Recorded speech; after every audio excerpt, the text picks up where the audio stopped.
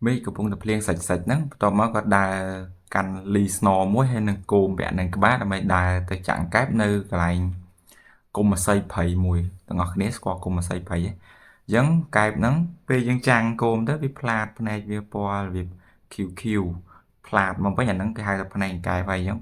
có đà lớp lớp trôi tới tia nhà snow nó đùm ròn chạm chặt tay cái mới vì hàng plat này vì lột trôi từ không cùng mà xây phẩy nâng bập lột tới có bắt sờ màu cài nâng chừng có bắt cô cái lấy cồn bộ vào luôn đã từ một to tiết đã chẳng cồn làng từ lớp xẹp ta khơi phượng đồng phượng mùi được cho bẹ cái đá cùng mà xây phải năng quạt gọt mọt đấy cô bắt tỏ đá từ một tiết là mấy tới chặt nơi cái lạnh chỉ số prey mật đây là dùng tam đàn can này dây rương khmoi tầng ngọc nia chẳng na đây nè tầng ngọc nia xem này khang admin cứ sốc tục chia thom đa đấy còn là tha mê liền mà mê thống còn cái hay là hình những dùng rồi ngày là ngã bình tệ định sang bàn tê bông bông tầng ngọc nia dừng khâm tha sốc tục là sốc sờ bài chỉ thom đa ngày níได้แอดมินหนึ่งมีนเรื่องทำไมมวยเทียดเลิกมาใจจูนแนตงอกนีสดับกรวนจิกากำสารแอดมินไปเจาะหอยเรื่องนี้คือวิปริปรวยที่ยีนึงอาจได้ทอดอลหนักกาตรมแต่มาสาวตักในวัดได้บุกอดอาจกระไดคลุ้นให้นึงสมัยจับได้สัจเรื่องดำมงคือในระดับภาษาในไอคือในระดับภาษาจิตูเตอร์ดำบอนได้กันไลน์แอดมินรู้เนื้อคือ nơi khang một té miền lời lồng mũiประมาณជា4 ម៉ែត្រដែលធ្វើដំណើរឆ្លងកាត់ពីភូមិមួយទៅភូមិមួយឆ្លងកាត់ពីផ្លូវនេះទៅប្រហែលជាប្រមាណ50ទៅ100 ម៉ែត្រគឺមានដៃដងទន្លេទូចមួយណាទាំងអស់គ្នាទន្លេទូចណាមិនមែនទន្លេមេគង្គដែលយើងឃើញធំធំហ្នឹងទេដៃទន្លេទូចចឹងយើងនៅតាមបណ្ដោយផ្លូវប្រមាណជា4 ម៉ែត្រដែលគេឆ្លងធ្វើ ផ្លូវហ្នឹងគឺបដោយទន្លេតូចនឹងរហូតយើងមានផ្ទះអមផ្លូវនឹងសងខាងមួយជួរចំណែកឯផ្ទះ admin គឺនៅត្រើយមិនមែនត្រើយខាងទន្លេទេត្រើយខាងមកខាងទៀតអញ្ចឹងនៅក្នុងសន្តានដីភូមិនេះដូចគ្នាផ្ទះ admin គឺមានដីលយទៅខាងក្រោយប្រមាណជា100 ម៉ិតអញ្ចឹងសន្តានភូមិគេ នៅខាងក្រោយមានផ្ទះមួយជួរទៀតអញ្ចឹងដី100 ម៉ិតឬក៏50 ម៉ិតមានផ្ទះមួយជួរទៀតអញ្ចឹងហើយចន្លោះពីជួរមុខដែលជាប់អាផ្លូវតភូមិយល់ទេអ្នកនរគ្នាផ្លូវតភូមិខាងមុខដែល admin និយាយតាំងពីដើមសាច់រឿងហ្នឹងគឺ5 6ផ្ទះមានផ្លូវលំចូលទៅក្នុងមួយខ្សែអញ្ចឹងតែ5 6ផ្ទះមានផ្លូវលំចូលមួយខ្សែទៀតដើម្បី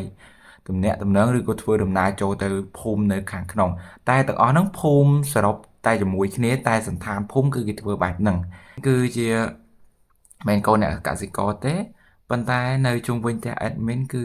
ជាអ្នកកសិករអញ្ចឹងគេចូលចិត្តទៅធ្វើស្រែចម្ការអញ្ចឹងស្រែចម្ការនៅខាងក្រោយឆ្ងាយចេញពី1 គីឡូ 2 គីឡូដីទៅបានមានស្រែចម្ការធ្វើជារួមគ្នាអញ្ចឹងអ្នកនៅជុំវិញជិតខាងព្រមទាំងមិត្តភ័ក្តិជិតស្និទ្ធហ្នឹងការងារទី1គឺខែវស្សាទឹកឡើងខែ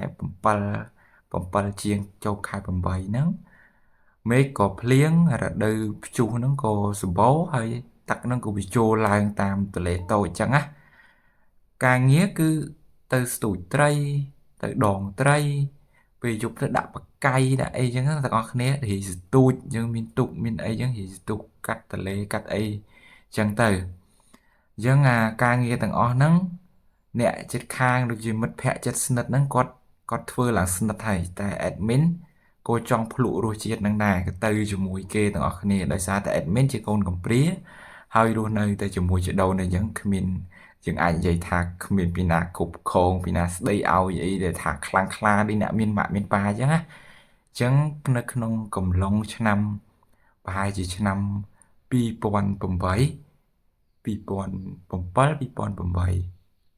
admin ហ៊ាននៅថ្នាក់ទី ដឹងតែហ៊ានថ្នាក់វិទ្យាល័យអាចខ្ទង់ថ្នាក់ទី7ឬក៏ទី8យើង admin 2 នាក់មិត្តភ័ក្តិចិត្តស្និទ្ធម្នាក់ទៀតឈ្មោះថា G1 គាត់ឈ្មោះ G1 យើងក្រៅពីដងត្រីដាក់បកាយស្ទូចត្រីអាដាក់បកាយហ្នឹងអាហ្នឹងពេលយប់អាហ្នឹងចំប្លង់យើងហើយចំប្លង់ដែលយើងទៅជួបឧបសគ្គអីប្លែកៗអញ្ចឹងណាតែថ្ងៃនេះចង់បដូររសជាតិតែម្ដងដោយសារមិត្តភ័ក្តិ admin គាត់ឃើញថា យើងរកថៃរហូតហើយយើងគេចង់បដូររសជាតិដោយនាំគ្នាទៅទៅរកចាក់អង្កែបឬក៏ចាក់ពោះអីចឹងយើងអាងថាយើងធ្វើស្នូទាំងអស់គ្នាស្គាល់ស្នូទេស្នូ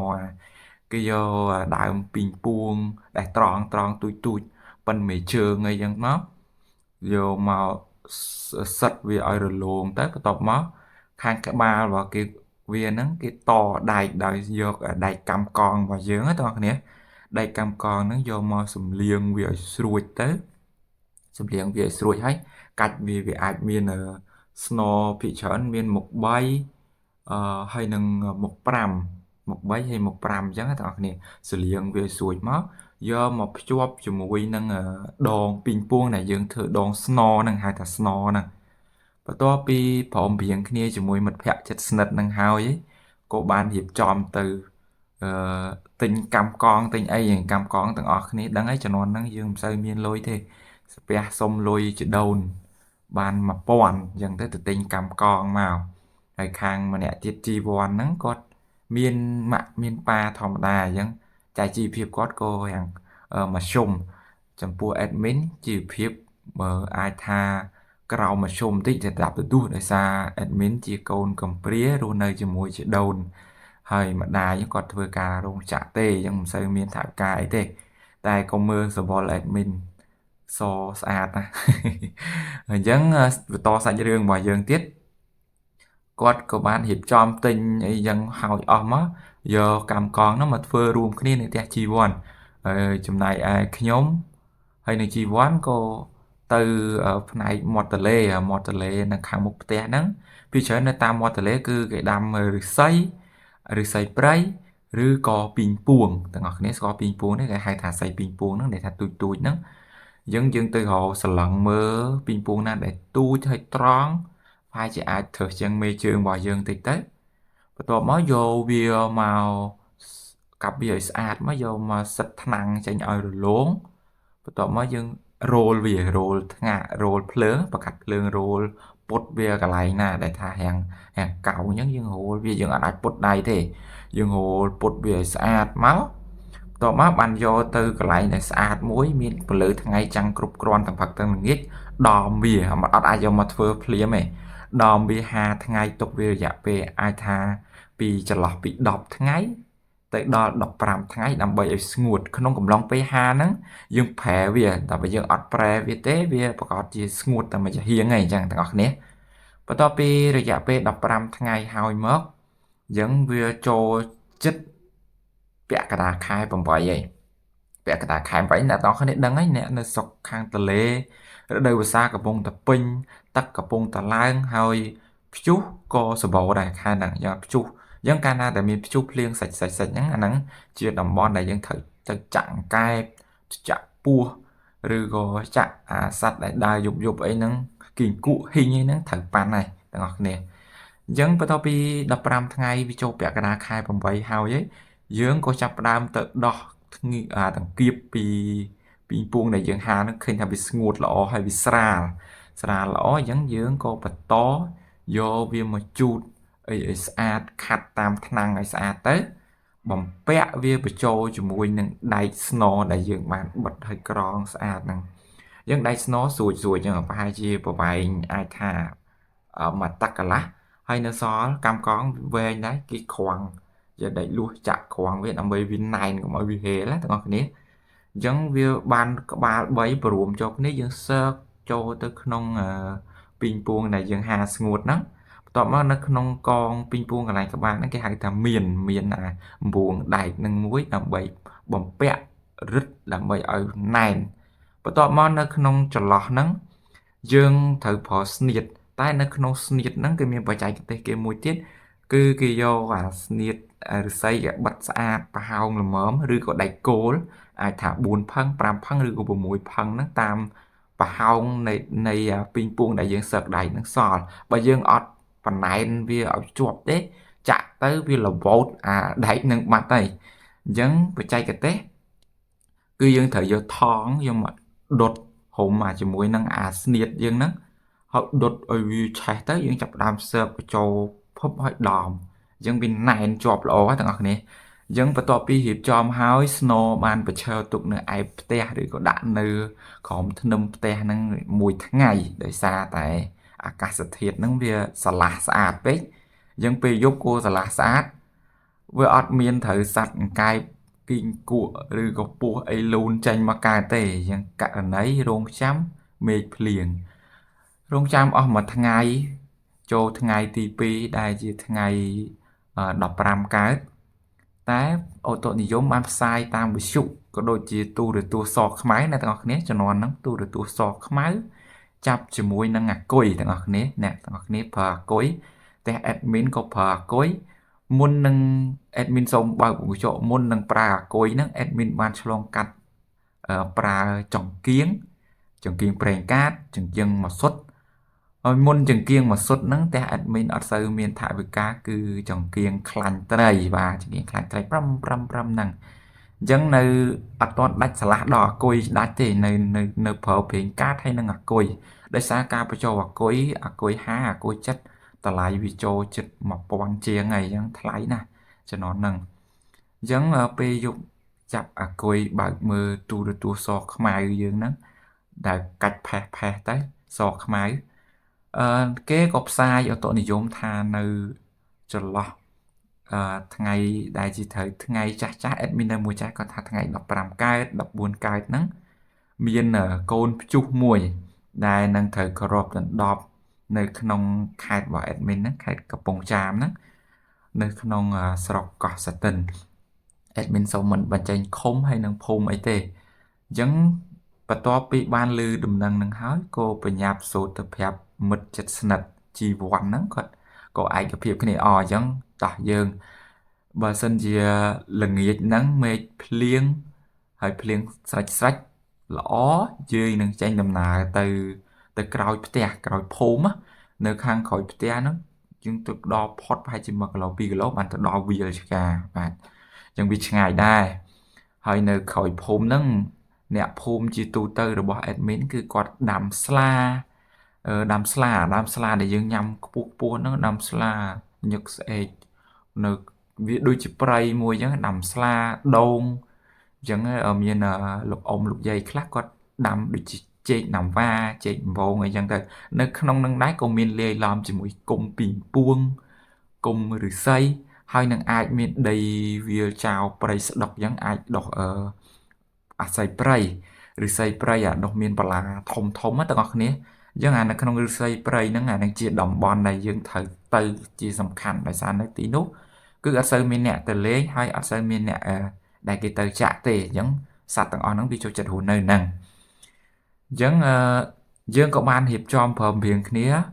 ម៉ោងប្រមាណជា3ល្ងាចនិង4ល្ងាចអាកាសធាតុក៏ប្រែប្រួលដោយអូតូនិយមគេថាមែនយើងវាជួនជាថ្ងៃហ្នឹងត្រូវពេញបូរមីមិនត្រូវរះ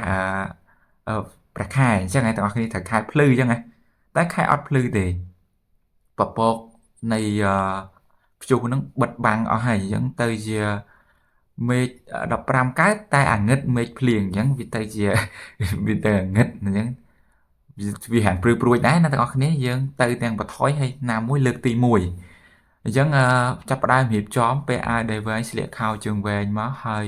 អត់មានប្រើស្បែកជើងទេគឺទៅទាំងដោះស្បែកជើងហើយនឹងម៉ោង3 4យើងក៏បញ្ចូលគោមពាក់ក្បាលទាំងអស់គ្នា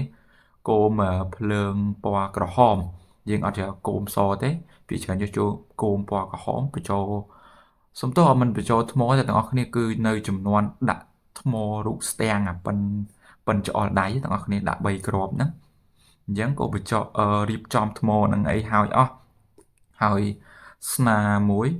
ស្នរបស់ខ្ញុំគឺមុខ5ហើយជាមួយមិត្តភ័ក្ដិខ្ញុំជីវ័នហ្នឹងក៏គាត់មុខ5ដូចគ្នាអញ្ចឹងកត្រកដែលដាក់សត្វដែលចាក់បានហ្នឹងគឺយើងអត់មានទៅបានទៅទិញជាជាក្រងអាស័យដូចជាទេយើងអត់ចំណាយលុយទេគឺយើងយកអាស្បៃថ្នងដែលលោកអ៊ំលោកយាយតានៅតាមចែកការគាត់បាំងឲ្យគោដេកកុំឲ្យមុខខាំទាំងអស់គ្នាយកអាហ្នឹងមកដេក្តោបវាទៅដាក់ប្រទាក់ខ្សែដូចយើងដាក់ខ្សែខ្នើយអោបអញ្ចឹងទាំងអស់គ្នាចងវាហិតហើយយកមកចងនៅចកេះមើលទៅដូចពិបាកពេកគោបន្លាយខ្សែវែងវាន់វាអញ្ចេះ វ៉ាន់ធ្វើដូចធ្វើថងយាមរបស់លោកអញ្ចឹងទាំងអស់គ្នាហ្នឹងហើយដាក់នៅអញ្ចឹងហើយកាន់ស្នាមួយល្ងាចឡើងម៉ោងប្រហែលជា5យើងក៏បានរៀបចំប្រាប់ថាខ្ញុំក៏ជំរាបទៅប្រាប់លោកយាយគាត់ចាស់ជរាថាយប់ហ្នឹងខ្ញុំរាំងមកយប់ជ្រៅទេយាយអាចថាម៉ោងទៅចន្លោះម៉ោង10 11អីចឹងយាយដោយសារតែចង់ទៅចាក់កែបចាក់អីហើយយាយរបស់ខ្ញុំគាត់មិនអបអរនឹងអាការដើរលេងយប់របស់ខ្ញុំហ្នឹងទេគាត់ថាហើយឯងនៅផ្ទះមេឃភ្លៀងអីក៏មិននៅឯងគូផឹងវេទនាខ្លួនទៅចាក់កែបចាក់ពុះអីហ្នឹងបានប្រមាណយកមកលក់បានលុយប្រមាណអញ្ចឹងណាខ្ញុំគាត់ថាអូយលោកយាយអើយចង់ទៅដោយសារទៅក៏មិនទៅតែឯងទេទៅពីអ្នកមិត្តភក្តិខ្ញុំជីវ័នវាទៅដែរយាយបាទនិយាយចឹងក៏គាត់យល់ព្រមទាំងគាត់ដឹងថាខាត់ក៏ខាត់មិនឆ្នេះដឹងតែចិត្តខ្ញុំទៅហើយអញ្ចឹងក៏បានណាត់គ្នាម៉ោង5រៀបចំញ៉ាំបាយញ៉ាំអីហើយម៉ោង5កន្លះក៏ចាប់ផ្ដើមចាប់អាគុយបើកមើលទូរទស្សន៍សខ្មៅនៅផ្ទះរៀងខ្លួនអញ្ចឹងណាតែយើងណាត់គ្នាថាម៉ោង8កន្លះបន្ទាប់ពីចប់រឿងភាគរឿងអីនៅតាមប៉ុស្តិ៍ទូរទស្សន៍នឹងអស់យើងនឹងចេញដំណើរចំណែកឯខ្ញុំនៅមើលទូរទស្សន៍ប៉ុស្តិ៍លេខ5ធម្មតាអញ្ចឹងទេប៉ុស្តិ៍ CTN ឬក៏ប៉ុស្តិ៍ My TV ដែលចំនួនទូរទស្សន៍សខ្មែរទាំងអស់គ្នាអញ្ចឹងមានរឿងភាគកូរ៉េនិយមជាងគេគឺរឿងភាគកូរ៉េរឿងភាគថៃអញ្ចឹងតែលេខ2យើងហ្នឹងណាហើយរឿងខ្មែរឬក៏រឿង Hollywood ខ្លីៗអញ្ចឹងតែពេលយប់ភាគច្រើនរឿងដែលខ្ញុំមើលគឺប៉ុស្តិ៍ My TV គឺរឿងកូរ៉េហើយចូលចិត្តមើលរឿងកូរ៉េបន្ទាប់ពីម៉ោងប្រមាណ7ជាង7:08ខ្ញុំក៏ប្រាប់ទៅលោកយាយថាខ្ញុំយប់ហ្នឹងខ្ញុំចេញដំណើរទៅឲ្យលោកយាយអាចសម្រានមុនហើយទ្វារលោកយាយគ្រាន់តែយកកំណាត់គៀបណាទាំងអស់គ្នាអាហ្នឹងយើងមកគ្នាជាមួយនឹងលោកយាយរបស់យើងដើម្បីឲ្យគាត់បានសម្រានលងលក់ស្រួលហើយយើងមិនចាំបាច់ទៅគោះទ្វារឲ្យគាត់ឲ្យបើកទ្វារទេខ្ញុំឆ្លាតដែរខ្ញុំមិនចង់រំខានគាត់ចំណែកឯខាងលោកយាយខ្ញុំគាត់មិនទៅជាអ្នកមើលទស្សនាទូរទស្សន៍អីទេគាត់តែភាសាបាយហើយម៉ោង6 7ហ្នឹងគាត់សម្រាកនៅលើក្រែរបស់គាត់នៅចិត្តផ្ទាំងកន្លែងថ្វាយគុំរបស់គាត់ម៉ោងប្រហែល7កន្លះអីគាត់ចាប់ផ្ដើមថ្វាយអង្គមសិល8របស់គាត់ហើយអញ្ចឹងគាត់សូត្រធម៌ថ្វាយអង្គមពុទ្ធបដិមារបស់គាត់ទៅបន្ទាប់ពីថ្វាយអង្គមហើយគាត់ចាប់ផ្ដើមមានអាកូនវិសុមួយហើយដាក់ថ្មពិលអាធំ3គ្រាប់ហ្នឹងចាប់ផ្ដើមបើកប៉ុស្តិ៍វិសុលោកគ្រូមនីប៉ាឡៅជួនកក្កដាគាត់ស្ដាប់ហ្នឹងអញ្ចឹងសាច់រឿងយើងក៏បន្តដល់ម៉ោង8កន្លះ00នេះ8កន្លះខ្ញុំបាទក៏ចាប់ផ្ដើមរៀបចំទ្វារទាញកណាត់គៀបជាមួយនឹងទ្វារទាញបិទអីដូចសន្តានបិទអញ្ចឹងទៅណារៀបចំពន្លត់ភ្លើងពន្លត់អីយាយក៏រៀបចំដាក់មុងហើយខ្ញុំក៏កន្លែងមុងខ្ញុំគឺចងហើយរៀបចំកន្លែងដេកអីហើយអស់ហើយអញ្ចឹងក៏ប្រាប់ថាយាយខ្ញុំទៅហើយយាយណាយាយគាត់ថាទៅប្រយ័ត្នប្រយែងវើយប្រយ័ត្នប្រយែងមើលដើរត្រូវទឹកភ្លៀងអីពាក់មួកពាក់អីផងវើយគាត់និយាយភាសាកវត្តគាត់រៀបសម្រានអញ្ចឹងណាអញ្ចឹងខ្ញុំក៏បិទទ្វារបិទអីចុះទៅចាប់ផ្ដើមយើងពាក់អាវដៃវែងស្លៀកខោជង្វែងអីចឹងណាបន្ទាប់មកមួកសំខាន់ណាស់ទាំងអស់គ្នាពាក់មួកហើយម៉ោង8ជាងហ្នឹងចាប់ផ្ដើមមកភ្លៀងស្រេចរួមទាំងផ្នែកចតោខ្វាក់ភ្លៀងស្រេចហ្នឹងផ្នែកចតោតែបើភ្លៀងជ្រុំខ្លាំងអាហ្នឹងវាអាចមានផ្នែកចតោលេងនឹងផ្ទះអញ្ចឹងទាំងអស់គ្នាយើងភ្លៀងសាច់ផ្នែកចតោខ្វាក់ខ្យល់បក់មកវូអញ្ចឹងទាំងអស់គ្នាអញ្ចឹងខ្ញុំគិតថាអូអានេះចំប្លង់យើងហើយយើងសង្ឃឹមថាយ៉ាងហោចក៏បានកែ2ពោះ1អីចឹងទាំងអស់គ្នា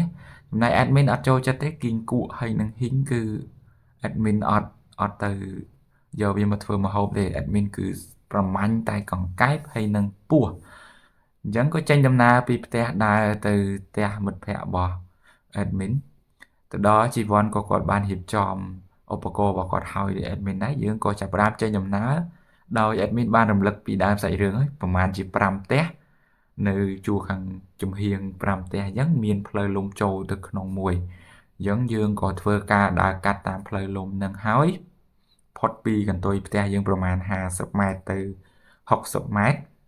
ដែលជាដីភូមិដំណាំហ្នឹង យើងក៏បំបែកផ្លូវគ្នាដោយនិយាយគ្នាថាជីវ័នឯងដើរទៅខាងស្ដាំទៅខ្ញុំដើរទៅខាងឆ្វេងដំណើរនេះគឺយើងលុកចូលទៅក្នុងព្រៃស្លាព្រៃចេកព្រៃអីហ្នឹងទាំងអស់ចូលទៅហ្មងណាយើងដើរជារៀងខ្លួនដោយសន្មតគ្នាថាយើងនឹងទៅជួបគ្នានៅចុងចិត្តចុងភូមិដែលនៅកន្លែងនោះគុំអស័យព្រៃច្រើនយើងណាត់គ្នាថាបើសិនជានៅក្នុងភូមិហ្នឹងយើងចាក់អត់បានកែបចាក់អត់បានពុះអីទេយើងក៏បន្តទៅកន្លែងតំបន់ដែលសម្បូរហ្នឹងតែយើងត្រូវទៅដល់ហ្នឹងយើងទៅជួបគ្នានៅហ្នឹងចាំយើងបន្តចាក់បំបែកគ្នាម្ដងទៀតអញ្ចឹងចំពោះជីវ័នក៏គាត់បែកទៅខាងឆ្វេងទៅខ្ញុំក៏បែកទៅខាងស្ដាំទៅយើងដើរចូលទៅតាមភូមិតាមក្រោយផ្ទះក្រោយអីគេអញ្ចឹងទាំងអស់គ្នា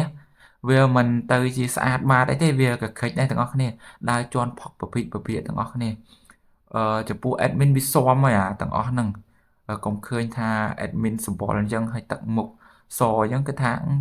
និយាយហ្នឹងនិយាយឲ្យទៅបាននិយាយឲ្យខ្ញុំស្ដាប់អត់ទេទាំងអស់គ្នារឿងនេះរឿងពិតរបស់ខ្ញុំយើងដើរចូលទៅជាជីបជាជាប់ទៅយើងគោមចេះតែចាំងទៅមុខទៅស្នយើងកាន់អញ្ចឹងទៅណាអញ្ចឹងវាមានពេលយប់ទៅភ្នែកសัตว์ដែលផ្លាតចេញពីគោមហ្នឹងវាអាចមានពីងពីងក៏វាផ្លាតដែរទាំងអស់គ្នាពីងឆ្មាគីងគក់ក៏វាផ្លាតដែរប៉ុន្តែភ្នែកវារាងមានជាតិក្រហមជាតិក្រហមអញ្ចឹងទាំងអស់គ្នាហ៊ីងអញ្ចឹងណាហ៊ីងអញ្ចឹងក៏វាភ្លៀងដក់ទៅវាមិនយំហេងហោងគីកតអញ្ចឹងណាយើងវាដក់នៅក្នុងបរិវេណដីទាំងអស់នោះយើងដើរជីបជាប់ទៅក៏ប្រទះនឹងកែបមួយនៅក្នុងគុំចេកទាំងអស់នេះគុំចេកណាវ៉ាធំអញ្ចឹងពេលដែលចេកណាវ៉ាធំវាធម្មតាវាមានគុំដែលវាលួយវាអីផុកអញ្ចឹងទាំងអស់គ្នាអញ្ចឹងកែបហ្នឹងវាចូលចិត្តនៅបែបហ្នឹងអាហ្នឹងហៅខាងកែបក្នុងភូមិវានៅបែបនៅគុំចេកអញ្ចឹងវាមានរូងវាអញ្ចឹងទាំងអស់គ្នាវាចាំនៅនឹងចាំទីសត្វល្អិតទីអីទាំងអស់គ្នាជាអាហារអញ្ចឹងទាំងអស់គ្នាចំណែកអីដូចគីងគក់ដូចហ៊ីងអីអាហ្នឹងវាសេរីភាពវាលោតពេញផ្ទះពេញភូមិយើងអញ្ចឹងវាដើរទីតាមចិត្តចំណែកឯកែបនេះវារាងឆ្លាតវាអត់សូវចេញទេអញ្ចឹងបន្ទាប់ពីឃើញប្រចាំងគោមទៅទល់មុខវាឲ្យទាំងអស់គ្នាអញ្ចឹងភ្នែកកែបវារាងពណ៌ចង់ពណ៌បៃតងណាទាំងអស់គ្នាពណ៌បៃតងអញ្ចឹងវាផ្លាតមកគោមយើងវិញអញ្ចឹងគ្រាន់តែចាំងពុបអញ្ចឹង admin ដឹងថាហ្នឹងកែបហើយទៅស្បែកវាលក្ខណៈកែបទាំងអស់គ្នាចាំងទៅច្បាស់អញ្ចឹងយើងមិនមែនរត់ចូលទៅចាប់ហើយក៏មិនមែនដើរទៅដែរទាំងអស់គ្នាគឺធ្វើដំណើរដូចយើងលើបចាំមើលបន្លាចគេអញ្ចឹងណាហើយកាន់ស្នូបន្លាយវាវែងអញ្ចឹងមកឲ្យវានឹងទាំងអស់គ្នាហើយស្នូហ្នឹងអត់អាចនៅស្របមួយភ្លើងគោមដើម្បីឲ្យឃើញស្មៅទេទាំងអស់គ្នាអញ្ចឹងយើងអាចតម្លាក់គោមចុះក្រោមហើយស្នូនៅពីលើអញ្ចឹងអត់ឲ្យឃើញស្នូហ្នឹងទេយើងដើរលបដើរចុងជើងទាំងអស់គ្នាដើរចុងជើងលបបានទៅចិត្តថាយើងលៃថាអាចចាក់បានយើងទប់លំនឹងហើយចាប់ផ្ដើមទម្លាក់ស្នូបុកឲ្យចំទាំងអស់គ្នាបុកឲ្យចំពឹបហើយអត់ដកទេបុកចំនៅហ្នឹងបុកចំទប់ស្នូនឹងឲ្យជាប់ហើយបានចាប់ផ្ដើមដើរចូលទៅដល់យើងពហូតយើងដៃយើងពហូតទម្លាក់ចូលទៅដល់កស្នូកន្លែងដៃកែបអត់ចាប់ក្បាលទេទាំងអស់គ្នាចាប់ក្បាលលោតចេញចាប់ខ្លួនក៏លោតចេញដែរអញ្ចឹងចាប់កន្លែងតាគៀកវាទាំងអស់គ្នាតាគៀកណា admin សូមប្រាប់ចំណុចខ្សោយរបស់វាដែលយើងអាចចាប់វាបានមិនថាកាចាញ់ចេកមិនថាគីងគក់មិនថាហ៊ីងអញ្ចឹងចំណុចខ្សោយរបស់វាកន្លែងតាគៀកអញ្ចឹងយើងលុបដៃទៅច្បាច់តាគៀកវាជាប់បានចាប់ផ្ដើមដកចេញពីស្នូមកយើងបានហើយប៉ុណ្ណឹងអត់រួចទេណាទាំងអស់គ្នាបើទាំងអស់គ្នាចាប់ក្បាលចាប់ខ្លួនចាប់ជើងអីតែកម្លាំងយើងអត់ខ្សោយវារើពេលចាក់ហ្នឹងភ្លាមវាអត់តន់ងាប់ផ្លែមទេអាសត្វហ្នឹងនៅរស់បន្តទៀតចាប់តាគៀកវាជាប់អញ្ចឹងទាំងអស់គ្នា admin បញ្យល់ហើយទៅអនុវត្តទៅបើចង់ដូច admin ទៅអនុវត្តទៅកែលោបាន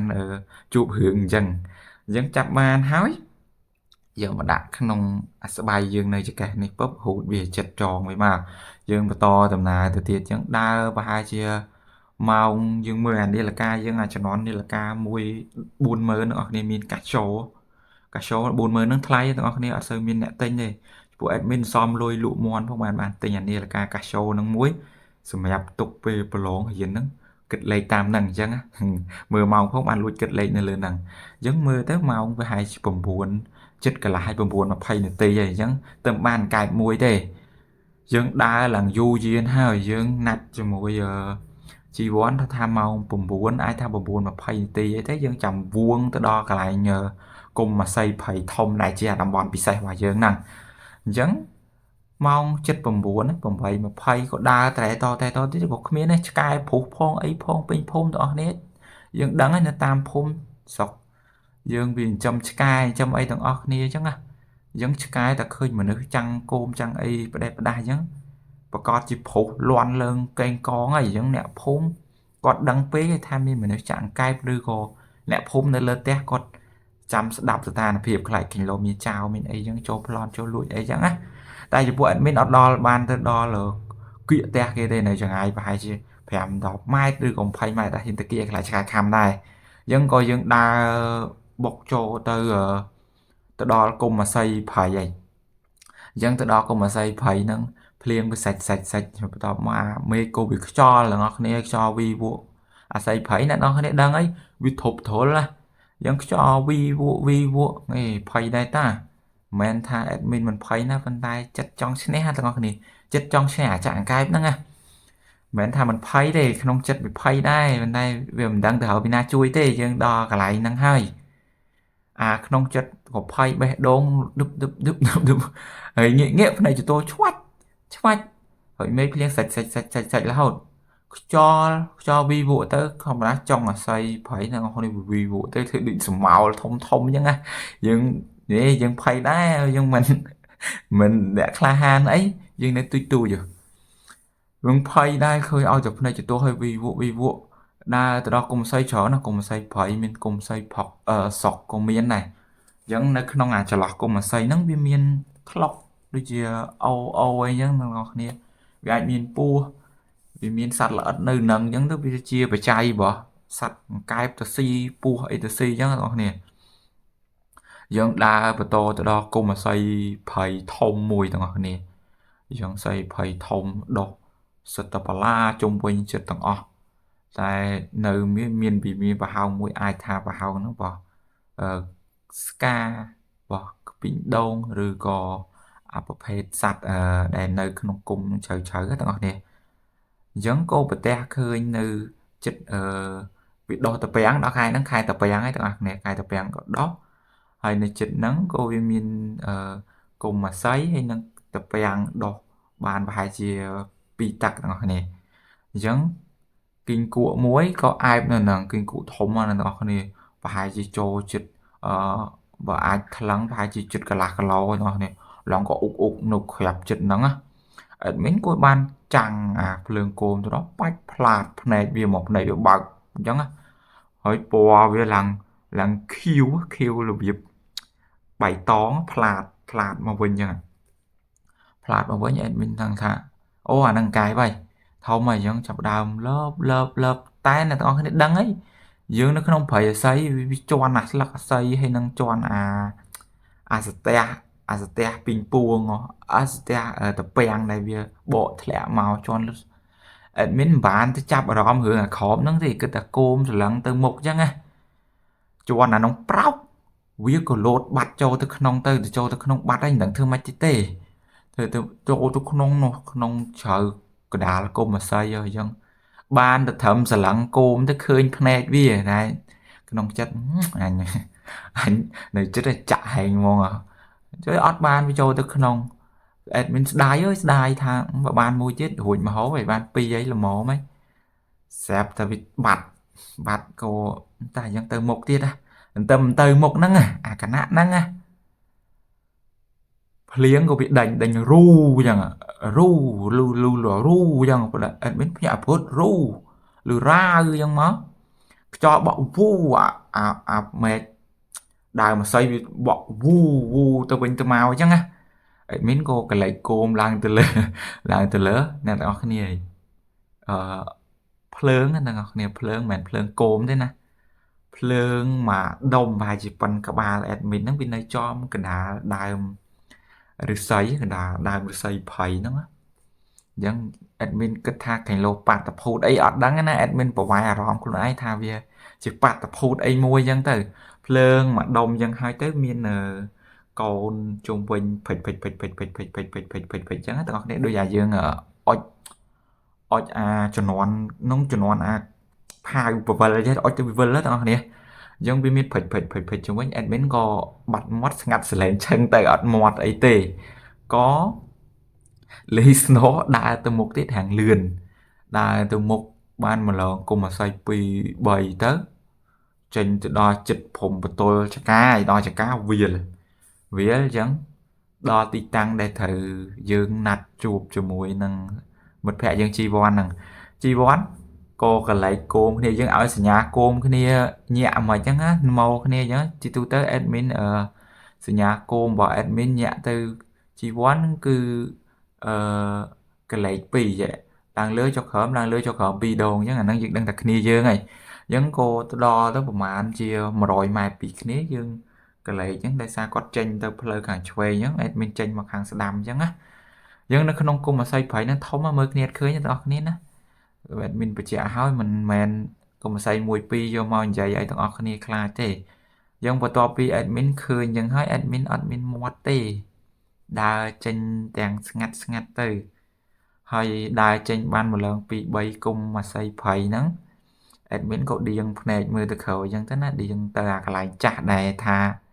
យើងឃើញភ្លើងតើវានៅទៀតអត់ admin ដៀងទៅវាអត់ឃើញបាត់ឈឹងអញ្ចឹង admin ថាអូអាហ្នឹងហើយអាហ្នឹងមានន័យថាព្រាយហ្នឹងទាំងអស់គ្នាអាភ្លើងហ្នឹងវាអាចព្រាយវាមិនមែនជាខ្មោចទេបើខ្មោចអត់មានចេញអញ្ចឹងទេខ្មោចមិនអាចចេញអញ្ចឹងទេប្រហែលចេញជារូបរាងហើយតែនេះព្រាយប្រហែលជាអាចនិយាយថា admin រៀនបាតុភូតអីអញ្ចឹងទៅណាជាប្រឡប់ក្នុងចិត្តតែបេះដូងឌុកដាក់ដែរកាន់ទៅស្ដាំកាន់ស្នចេញទៅហ្នឹងទៅដល់ចូលជួបនឹងជីវ័នហ្នឹងគាត់ក៏ចេញមកគាត់ថាអើយអញចាក់បាន2អង្កែទូចដល់ពេលខាងខ្ញុំនេះក៏ប្រាប់ថា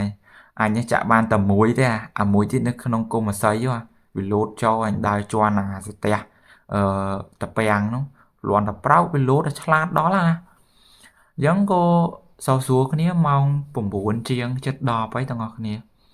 អញ្ចឹងគិតថាដើរទៅដល់ចកាមកប្រាយទៀតទៅគីឡូបានអញ្ចឹងយើងក៏សន្មត់ដើរទៅដល់ចកាពេលទៅដល់ចកាអ្នកទាំងអស់គ្នាអើយនៅចកាអាពេលមេភ្លៀងសាច់ដូចក្លឹបអញ្ចឹងទាំងអស់គ្នាយើងក៏មានភ្លើងគោមចេញចាក់ខាងគេនោះក៏មានភ្លើងគោមចេញចាក់ទៅដល់សិតតែភ្លើងវាទៅជាអ៊ូអសបាយវិញអញ្ចឹងadmin មិញភ័យឌុកដាក់វាទៅជាលែងសូវភ័យដោយសារយើងទី1យើងបានជួបដៃគូយើងទី2យើងទៅដល់ចកានេះស្រាប់តែអត់មានថាយើងកណ្ដោយចដែងតែ2នាក់ទេវាមានគ្នាគេមកចាក់យើងទៅដល់ចកានោះនៅម្លុកប្រហែលជាដីប្រហែលជាអាចថា2ហត្តាទាំងអស់គ្នានៅក្រោយវត្តមួយហ្នឹងគេហៅថាទួលរកាហ្នឹងគឺជាតំបន់ពិសេសគឺជាតំបន់កប់សពទាំងអស់គ្នាអញ្ចឹងនៅស្រុកភូមិ admin ជាទូទៅគេអត់ធ្វើចែកដីឬក៏បូជាទេដោយសារនៅវត្តអត់មានមេនបូជាអញ្ចឹងបើបូជានៅខាងវត្តមួយទៀតឆ្ងាយត្រូវធ្វើដំណើរទៅឆ្ងាយអញ្ចឹងជាទូទៅព្រះចៅអធិការលោកបានចាត់ចែងដីហ្នឹងជាតំបន់កប់សពមួយអញ្ចឹងកន្លែងកប់សពហ្នឹងមានដើមជ្រៃដើមពិលទឹកប្រហាំង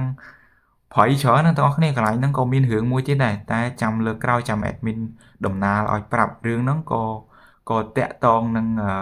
ខែទឹកឡើងនឹងដូចគ្នាទាំងអស់គ្នាអញ្ចឹងបន្ទាប់ពីរៀបចំដើរហួសទៅចកាអីទាំងអស់គ្នា2នាក់ហ្នឹងទៅដល់មាត់អូមួយទៅក៏ប្រទះឃើញអង្កែបក៏ជីវ័នក៏ថាអត់ទៅឲ្យខ្ញុំនឹងអ្នកចាក់ទៅព្រោះបាន2ស្មើគ្នាយើងទៅផ្ទះវិញយប់ហើយយើងផ្ទៀងផ្ទាត់ចូលឡើងម៉ោង10បាត់ហើយមកដើរដល់ផ្ទះម៉ោង10កន្លះជិតមកទៅដល់ម៉ោង10:45ហើយម៉ោង10:45ក៏រៀបចំមួយតាក់ដោះកៅអៅអីចឹងទៅកៅអៅក៏កំបានមួយតាក់ដែរសំទោសកៅអៅក៏មិនបានគូអីដោះទៅភ្ជួរនៅស្នួរចោលទៅចំណែកឯអង្កែបក៏អត់ទាន់ធ្វើដែរវាអត់ងាប់ទេទាំងអស់គ្នាអង្កែបដែលយើងចាក់អត់ងាប់ទេវានៅលោតផ្លោតនៅក្នុងសណាញ់នឹងជងមាត់វាចិត្តក្របកធន់ទៅក្របធន់ហើយប្រឈរស្នទុកនៅឯ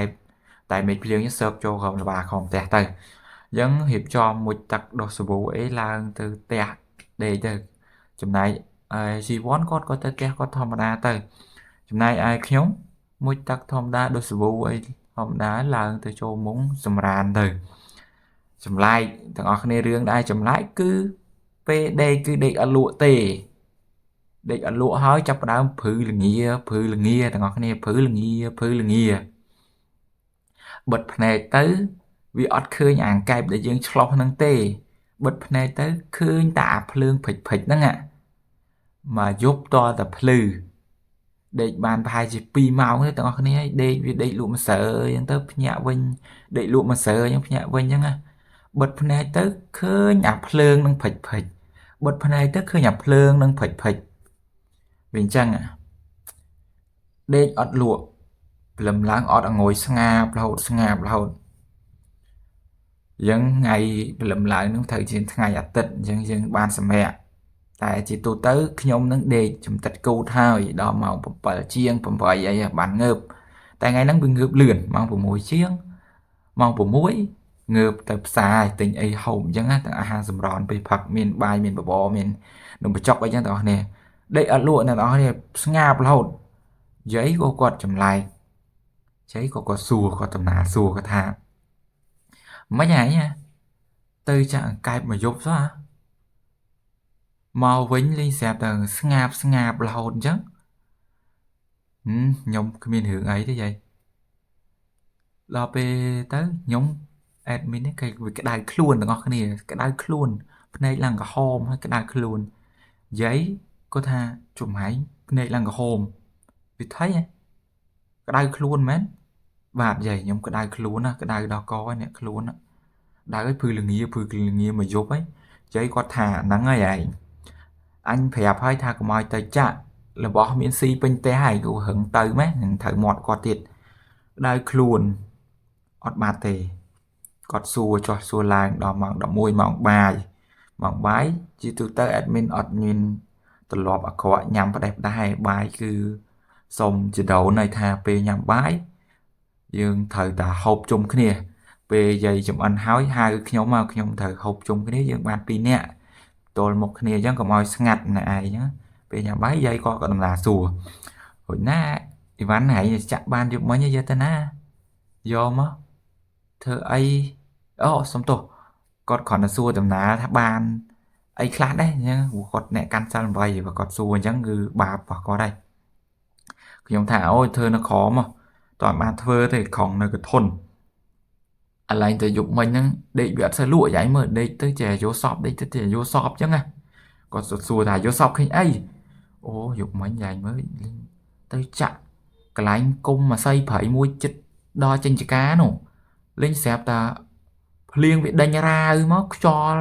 វីវក់ហើយភ្នែកទៅអាងកែបក៏លោតចូលទៅក្នុងគុំអាស័យព្រៃបាទខ្ញុំក៏កលែកមើលទៅលើយាយមកឃើញភ្លើងស្អីមកដុំប៉ុនក្បាលខ្ញុំរួចទៅជុំវិញវាភិចដូចឈរពាត់អាស័យបោះប្រពុតអញ្ចឹងណាយាយថាអើអញ្ចឹងហើយឃើញទេថាទៅជួបរបស់គេមែនគាត់ថាអញ្ចឹងអាយមែនអញ្ចឹងឲ្យជឿដែរអញ្ចឹងបានចេះមកឲ្យទៅណាថាជួបរបស់គេមែនរួចទៅយាយជួបអីណាព្រាយហែអត់តន់ដឹងទេណានៅក្រោយនឹងវាច្រើនណាបានមិនចង់ឲ្យទៅហ្នឹងណាខ្ញុំលឺអញ្ចឹងខ្ញុំភ្ញាក់ខ្លួនព្រឺតថាអើយស្មានថាយើងអត់ដឹងអញ្ចឹងណាអត់ដឹងថាការៈយើងមកពីអាហ្នឹងអញ្ចឹងណាអញ្ចឹងក៏ប្រាប់ទៅយាយគាត់ថាអញ្ចឹងហើយស៊ីបាយស៊ីអីហើយរួចទៅដេកហើយមើលទៅរកផ្សំឆ្នាំផ្សំអីយកមកលេបសិនមកលេបដល់ល្ងាចគូវានៅតែល្ងាទាំងអស់គ្នាក្តៅខ្លួនហើយទៅបត់ភ្នែកទៅវាចេះតែឃើញអាភ្លើងបត់ភ្នែកទៅចេះតែឃើញអាភ្លើងធំបានទេយាយខ្ញុំលេបទៅវាធូរដែរប៉ុន្តែវាបិទភ្នែកដេកទៅវាឃើញតែភ្លើងនឹងរហូតអញ្ចឹងណាមួយថ្ងៃក៏មិនបាត់2ថ្ងៃក៏មិនបាត់ថ្ងៃទី3ទាំងអស់គ្នាថ្ងៃទី3នៅតែបិទភ្នែកទៅឃើញដេកអត់សូវលក់ទេ